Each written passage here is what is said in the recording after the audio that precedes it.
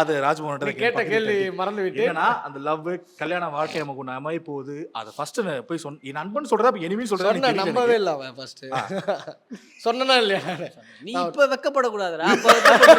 இப்ப சொல்றதுக்கு வெக்கப்படுறாங்க. சொன்ன இந்த மாதிரி நான் வந்து லவ் பண்றேன்டா அப்படின்னு சொன்னானே. எப்படி மொட்டையா சொன்னீங்களா இல்ல எப்படி? அப்ப அவன் என்கிட்டயே அப்படிதாங்க லவ் சொன்னான். பண்றேன்னு சொன்னப்ப அவன் வெக்கப்படல, நான் வெக்கப்பட்டேன். என்னடா லவ் பண்றேன்றானே, ஒரே வெக்கமா போச்சு எனக்கு. ஆமா. அப்புறம் வந்து இந்த மாதிரி சொன்னேன், இந்த மாதிரி கல்யாணம் பண்ணிக்கலாம்னு இருக்கேன் அப்படின்னு சொன்னேன்னு. யாரை என்னையா? அவன் அவனை கலாச்சிட்டு இருக்கான். ஓகே. நான் ஃபர்ஸ்ட் அப்படிதான் கேட்டேன், எதுக்கு தேவையில்லாம நம்ம பேரே நல்லா தான் போயிட்டு இருக்கு. ஆமா. அதுக்கப்புறம் தான் கிருத்திகான்னு சொன்னோன்னே ஓகே, நல்ல ஒரு எனக்கு கிருத்திகாவை நல்லா பழக்கம். ஓகே. கலக்கப்போதியோட ஒரு ஃபேன் கிருத்திகா. ஆமா. அப்படி எங்களுக்கு ரெகுலராக ஃபாலோ பண்ணி எல்லா எபிசோட்ஸில் இருக்கிற விஷயத்தெல்லாம் வந்து விஷ் பண்ணும்.